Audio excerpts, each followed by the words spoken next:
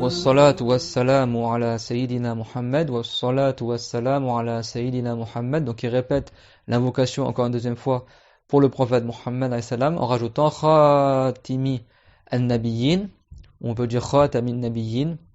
Il y a les deux manières, on peut dire Khatam et Khatim, c'est-à-dire le dernier des prophètes. Ça c'est conforme à ce qui est rapporté dans le Coran et dans le Hadith. Allah Ta'ala dit Ma kana Muhammadun aba ahadin min rijalikum walakin rasulallahi wa khataman nabiyyin. Muhammad n'était pas le père de l'un d'entre vous, mais il est le messager de Allah et le dernier des prophètes. Khatamun nabiyyin. Il y a une récitation Khatam et une récitation Khatim. Et ici, c'est pas viser la bague, comme certains disent, que c'est le sceau des prophètes, dans le sens que ça veut pas dire qu'il y aura pas de prophète après lui, mais ça veut dire qu'il a embelli la mission, les prophètes. Les savants, ils disent, l'ornement, il a moins de valeur que la personne qui est ornée. C'est-à-dire, entre toi et ta bague, qui c'est qui a le plus de valeur? C'est toi, c'est pas ta bague. Eux, ils veulent dire, soi-disant, que les prophètes, c'est comme ta main, et le prophète Mohammed, c'est comme une bague qui est venue enjoliver ta main.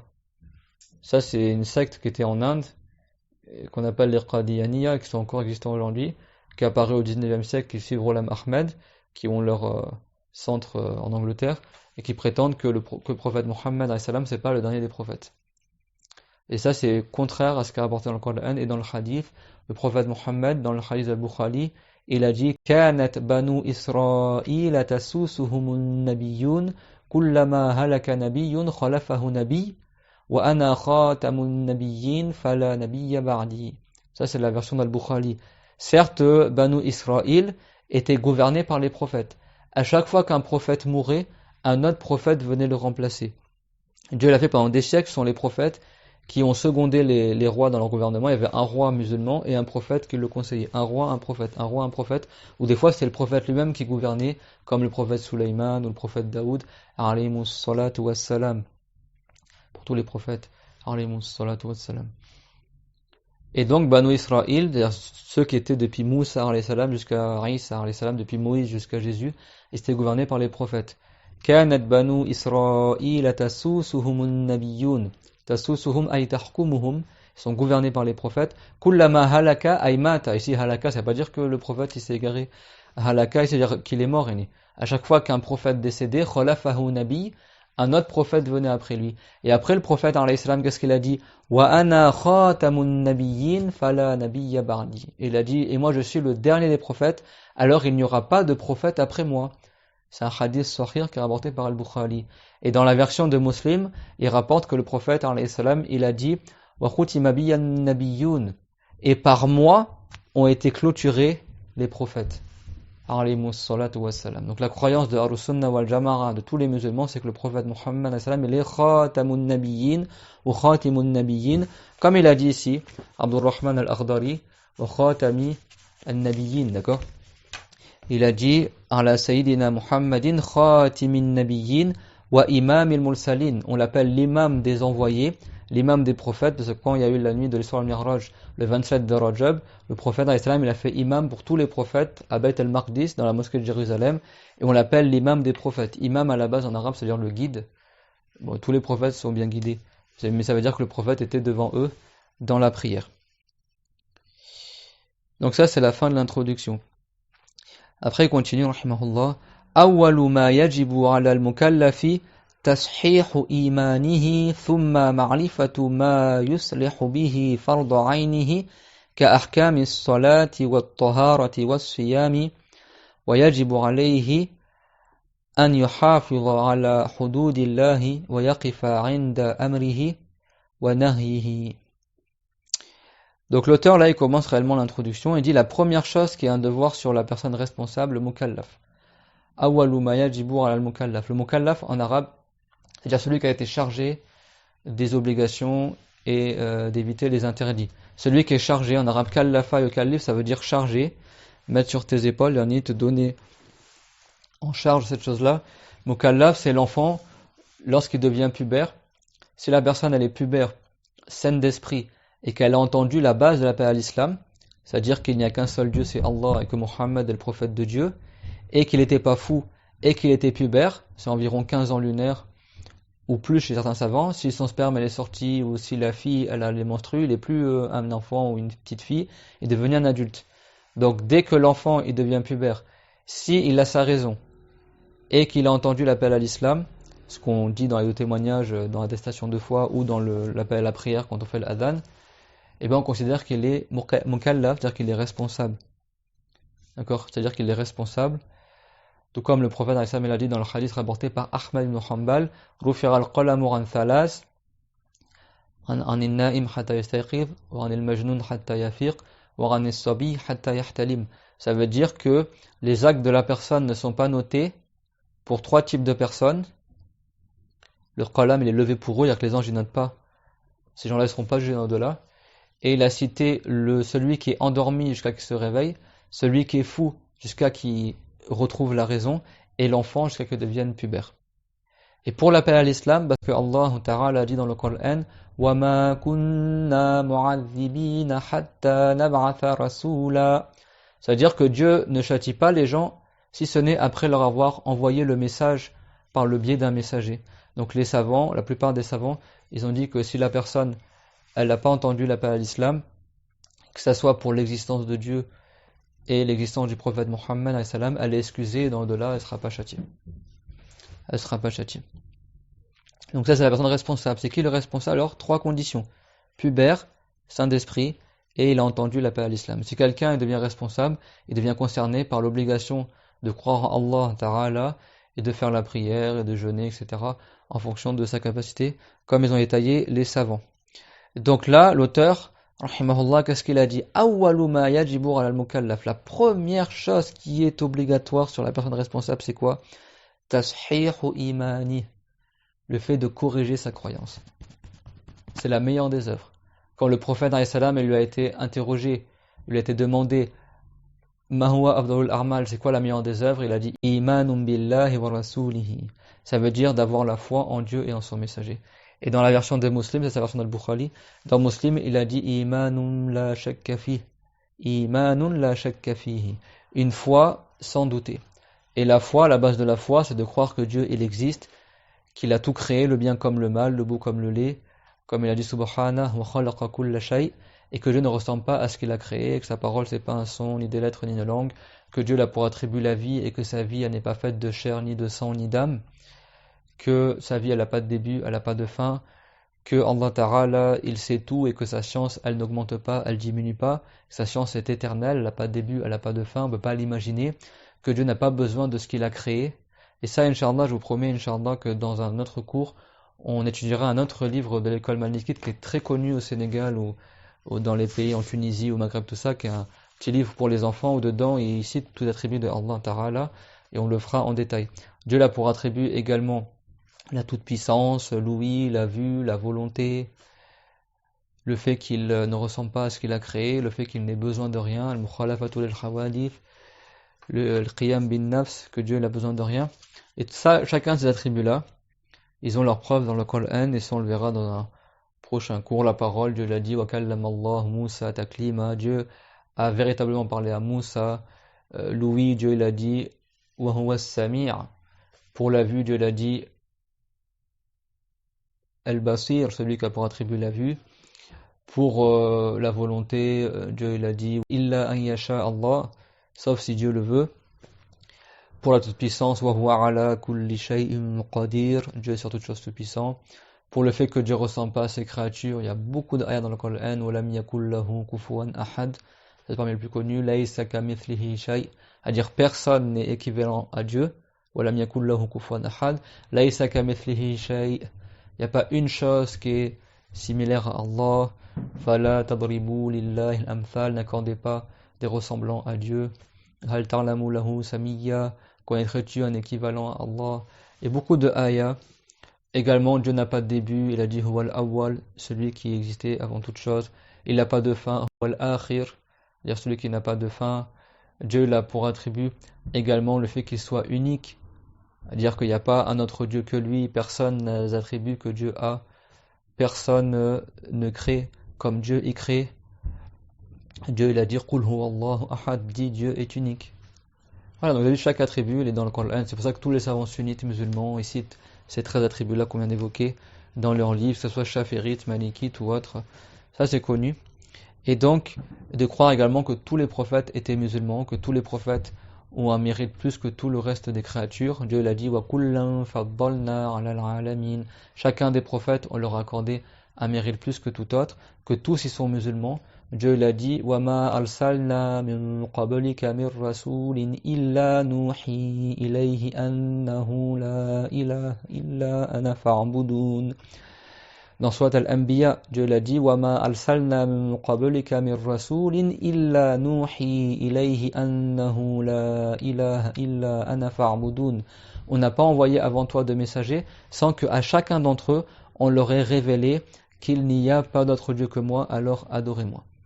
Également dans Surat Al-Baqarah, en rapportant la parole des compagnons, Dieu l'a dit لَا نُفَرِّقُ بَيْنَ أَحَدٍ مِّن رُّسُلِهِ. On ne fait aucune distinction entre les prophètes. Et le prophète Mohammed dans les hadiths sahih, il a dit أَفْضَلُ مَا قُلْتُ أَنَا وَالنَّبِيُّونَ مِن قَبْلِي لَا إِلَهَ إِلَّا اللَّهُ وَحْدَهُ لَا شَرِيكَ لَهُ لَهُ الْمُلْكُ وَلَهُ الْحَمْدُ وَهُوَ عَلَى كُلِّ شَيْءٍ قَدِيرٌ.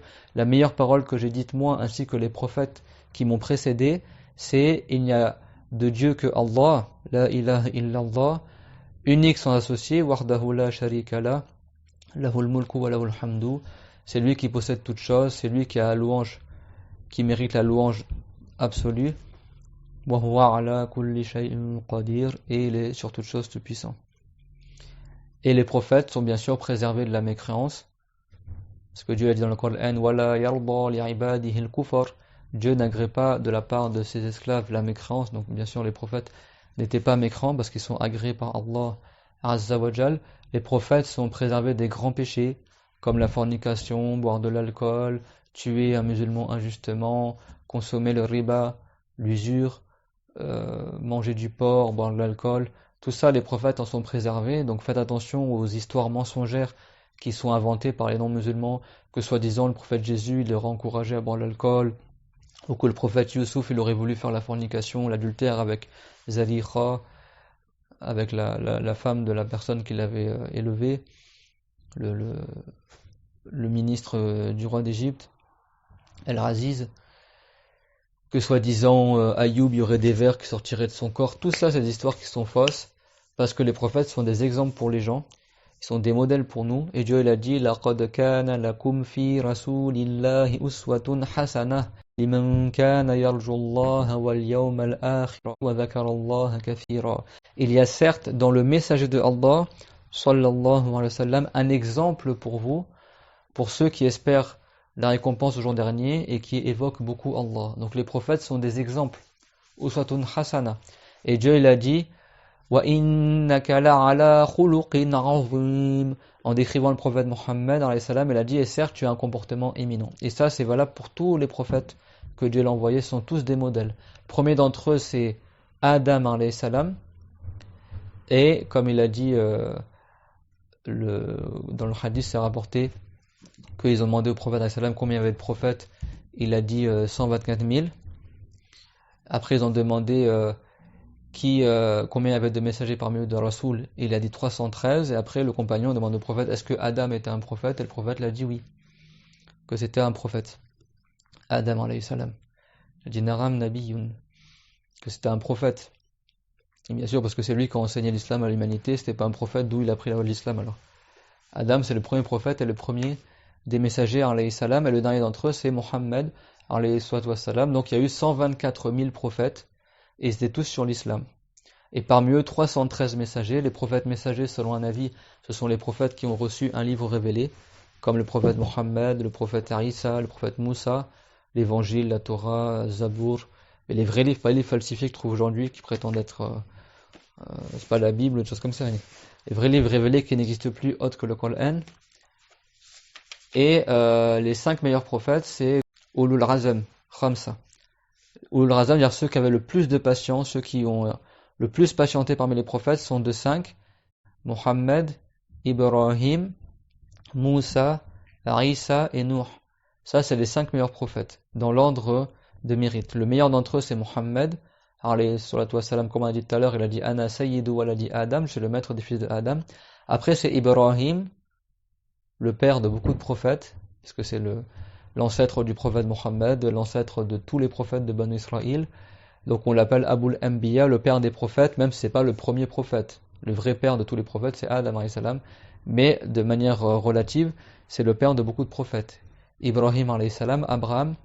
Après le meilleur des prophètes, c'est Moussa, Moïse. Après lui, c'est Isa, Jésus. Et après lui, c'est Nuh alayhi salam.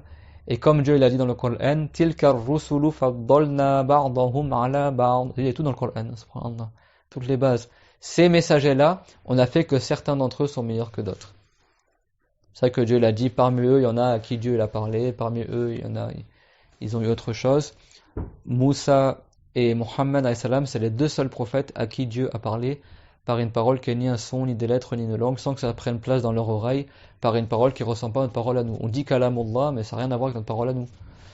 L'attribut de Allah, on ne peut pas l'imaginer, tout comme Dieu, on ne peut pas l'imaginer, tout comme Dieu a dit dans le Coran, wa anna ila rabbikal muntaha. Ubay ibn Karm, le compagnon honoré, il a dit ilayhi yantahi fikru man tafakkar. Lui et d'autres savants de Al-Sunnah wal Jama'a. Lui, c'était un compagnon du prophète. Comment elle explique cette ayah? À Dieu s'arrête l'imagination de celui qui réfléchit. On ne peut pas imaginer Allah Azza wa Jal. C'est ça, être musulman. Si tu crois en tout ça, et bien sûr, les petits péchés aussi qui montrent une bassesse de caractère, comme voler une bouchée de pain ou un bouquet de radis, ou tel que cela, les prophètes, ils en sont préservés. Et certains savants, ils ont dit que même aucun péché, les prophètes, ils font. Même des petits péchés qui ne montrent pas un manque de mérite, etc., les prophètes, ils font pas.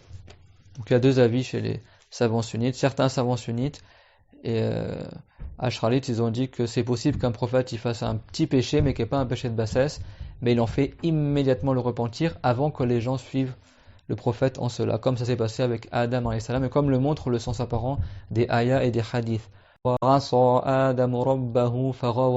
Que Adam a désobéi à son Seigneur lorsqu'il a mangé de l'arbre interdit au paradis, mais il en a fait immédiatement le repentir, comme Dieu l'a dit, Fata baralay, et Dieu l'a fait miséricorde. À cette époque-là, c'était pas encore un prophète. Et ceux qui ont dit que c'est possible qu'un prophète fasse un petit péché, ils disent, la plupart d'entre eux, ils disent que c'était avant qu'il soit prophète. Que ce soit pour le prophète Adam, le prophète Moussa, le prophète Daoud, ceux qui ont dit que c'est possible qu'il fasse un péché qui n'est pas un petit péché de bassesse, ils ont dit que ça a eu lieu avant qu'il soit prophète, donc les gens ils ne le prenaient pas encore comme guide. D'accord? Et certains ils ont dit que même avant leur mission de prophète, c'est impossible qu'ils fassent des péchés. Il y a divergence chez les savants sunnites, mais ça ou ça, c'est pas contraire à la religion, tant qu'on n'a pas pour croyance qu'un prophète il a fait de la mécrance ou un grand péché, ou un petit péché qui montre une perversité chez la personne, comme se cacher pour voir les filles en cachette, ou mentir, des choses comme ça. Ça c'est impossible pour les prophètes, impossible. Parce que Dieu les a élevés dans un degré qui est plus que tout le reste des créatures. Mais ça reste des êtres humains. Ça reste des êtres humains. Comme Ibrahim il a dit, وَالَّذِي أَطْمَعُ أَنْ يَغْفِرَ لِي خَطِيئَتِي يَوْمَ الدِّينِ. Et celui dont j'espère qu'il me pardonnera mon péché au jour dernier. Certains ils ont interprété le péché dans le sens que c'était un écart, mais qui n'était pas jusqu'au stade du péché. Mais comme les prophètes ils ont un haut mérite, on l'a nommé péché par rapport à leur degré, mais en réalité c'était pas un vrai péché au sens propre, mais c'était au sens figuré. Certains ils ont interprété comme ça les textes, que par rapport à leur rang élevé, on appelle ça péché marsiya, parce que c'était un écart qui n'est pas jusqu'au stade du péché, mais par rapport à leur rang, c'est comme s'ils avaient fait un péché. Comme ça, certains ils ont interprété les textes, et il y en a ils ont pris les textes au sens apparent, mais ils ont dit c'est pas un péché qui est contraire au rang des prophètes, et c'est très très rare que ça ait lieu, et si ça a eu lieu, ils en font immédiatement le repentir avant que les gens le suivent en cela. C'était ça l'avis de Abul Hassan al-Ash'ari également, et la plupart des savants ash'arites disent comme ça. Mais après, le Qadi Iyad, al-Nawawi et d'autres, ils ont eu d'autres avis, que l'autre avis qu'on a cité. Mais même al-Nawawi, dans le commentaire de Sahih de Muslim, il indique que la plupart des savants ash'arites, ils ont dit que c'est possible qu'un prophète il fasse un petit péché, mais qui n'est pas un péché de bassesse. Et après, il y a beaucoup de savants malikites qui, eux, ils ont pris l'avis que Qadi Iyad il a énoncé également, qui est qu'ils ne font pas du tout de péché. Et il n'y a pas de nuisance dans cette croyance-là aussi, tout comme c'est dans Ad-Durr al-Thamin et d'autres livres malikites. Tu peux croire comme ça ou comme ça. Les deux, c'est pas l'égarement, à condition que tu n'attribues pas au prophète Mohammed et aux autres prophètes quelque chose qui n'est pas digne du rang des prophètes. Donc c'est ça, corriger sa croyance. De pas croire que Dieu il aurait un enfant, que Dieu il serait un corps, que Dieu serait sur terre ou dans le ciel ou partout, ou que Dieu serait une âme ou une lumière. Allahu nuru samawati wal ard. Ça veut pas dire Dieu est la lumière des cieux de la terre. Nour, ça c'est un nom en arabe. Pour Dieu, ça veut dire soit le créateur de la lumière, ou soit, comme il l'a interprété Abdullah ibn Abbas, Tarjuman al-Qur'an, le compagnon qui était parmi ceux qui connaissaient le mieux le tafsir du Qur'an, il a dit Ayil Hadi, que Dieu il est celui qui guide, celui qui a guidé les anges qui habitent au ciel, et les hommes et les djinns, et les anges qui habitent sur terre. Donc il est celui qui guide les gens des cieux et de la terre. Donc il est Nur samawati wal ard, il est le Nur des cieux et de la terre. Et d'autres savants, ils ont dit Nur, ça veut dire celui qui a créé, qui a illuminé les cieux et la terre par la lumière qu'il a créée de la lune, du soleil, des étoiles. Ça veut pas dire que Dieu serait une lumière. Pareil, là c'est un exemple de nom qu'on peut employer pour Dieu et pour autre que Dieu, sauf que pour Dieu, An-Nur, ça veut dire celui qui a créé la lumière ou celui qui a créé la lumière de la guidance, Nurul Huda, parce que l'iman, al-iman en arabe on l'appelle aussi Nur, ou alors celui qui a créé donc la lumière du soleil, la lune et des étoiles. Alors que pour la créature, Nur, ça veut dire soit la foi, al-iman, ça c'est un des sens du mot Nur, comme Dieu l'a dit Ashraqatil ardu bi nuri rabbiha dans le Coran, que la terre elle sera illuminée par la lumière de Dieu, c'est-à-dire elle sera illuminée par la vérité et par la foi, et au jour dernier tout le monde connaîtra la vérité. Ça veut pas dire que Dieu c'est une lampe, ou comme le soleil il brille et il illumine, comme certains pourraient croire. Attention aux traductions littérales de gens qui pensent connaître l'arabe et qui traduisent mot à mot et qui traduisent le mot Nur comme si on parlait de la lumière. Non. Et aussi la lumière, Daw en arabe on l'appelle aussi Nur. Après, il faut apprendre la religion et la langue arabe pour savoir qu'est-ce qui est visé par les mots, etc. Donc ça, c'est la première chose qui est obligatoire sur la personne responsable, tashihu imanihi. Thumma ma'rifatu ma yuslihu bihi farda aynihi. Une fois que la personne elle a bien maîtrisé la croyance, et ça montre à quel point même chez les savants malikites et tous les savants sunnites, ils insistent que la première chose que le musulman doit apprendre, c'est la croyance. Pourtant, ce livre-là, Allahu Akbar subhanallah wa bihamdihi, c'est un livre qui traite du fiqh. La plupart du livre, c'est quoi? Purification, prière. Ça s'arrête sous de sahou, la prosternation de l'oubli. Ça ne traite pas tous les sujets de la religion, ce Mukhtasar. Et pourtant, il te dit la première chose que chaque personne doit faire, c'est de corriger sa croyance. C'est la meilleure des œuvres. Tawhid. Parce que si tu n'es pas musulman, tu auras beau prier, beau jeûner, ta prière ne sera pas valable. Ton jeûne ne serait pas valable. Parce que Dieu il a dit, Subhana, وَمَنْ يَعْمَلْ مِنَ الصَّالِحَاتِ مِنْ ذَكَرٍ أَوْ أُنْثَى وَهُوَ مُؤْمِنٌ فَأُولَٰئِكَ يَدْخُلُونَ الْجَنَّةَ وَلَا يُظْلَمُونَ نَقِيرًا. Et ceux qui font des bonnes œuvres, prières, hajj, des aumônes, des sadaqas, qu'ils soient des hommes ou des femmes, en islam, il n'y a qu'une différence par la piété. Que tu sois pauvre ou riche, un homme ou une femme, le mérite sur le jugement de Allah, c'est par la piété. Inna akramakum indallahi atqakum. Inna akramakum indallahi atqakum. Certes, le plus méritant parmi vous, selon Allah, c'est celui qui a le plus de piété. Atqakum. C'est pour ça que le prophète Mohammed, alayhi salatu wassalam, qu'est-ce qu'il a dit? La fadla li arabiyyin ala arjamiyyin illa bit taqwa. Il n'y a pas de mérite pour un arabe sur un non-arabe si ce n'est par la piété.